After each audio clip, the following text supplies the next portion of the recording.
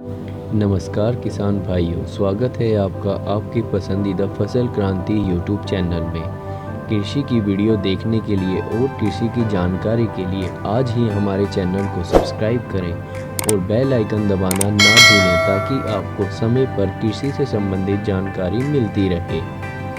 देश में कृषि और किसानों के विकास के लिए तकनीक के इस्तेमाल को बढ़ावा दिया जा रहा है। खेती में नए प्रयोग और तकनीक का इस्तेमाल के जरिए उत्पादन में बढ़ोतरी हो सकती है।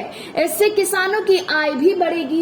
इस तरह से कृषि में तकनीक का इस्तेमाल या फिर स्मार्ट फार्मिंग देश के किसानों के लिए गेम चेंजर साबित हो सकती है। केंद्र सरकार इसके लिए लगातार पिछले कई सालों से प्रयास कर रही है और इसके परिणाम भी सामने आ रहे हैं, क्योंकि देश के किसानों की आय में बढ़ोतरी देखने को मिल रही है। आधुनिक कृषि को बढ़ावा देने के लिए सरकार डिजिटल कृषि मिशन को लागू कर रही है। इसमें Bharat digital ecosystem of agriculture, किसान डेटाबेस, एकीकृत किसान सेवा इंटरफेस, नई तकनीक पर राज्यों को वित्त पोषण के अलावा पुनर्निर्माण केंद्र, मृदा स्वास्थ्य, उर्वरता और प्रोफाइल मैपिंग के जरिए राष्ट्रीय फसल में सुधार लाना शामिल है। एक रिपोर्ट के मुताबिक NEGPA कार्यक्रम के तहत उभरती प्रौद्योगिकियों जैसे आर्टिफिशियल इंटेलिजेंस और machine learning, internet of things, blockchain आदि का उपयोग करके डिजिटल कृषि परियोजनाओं के लिए राज्य सरकारों को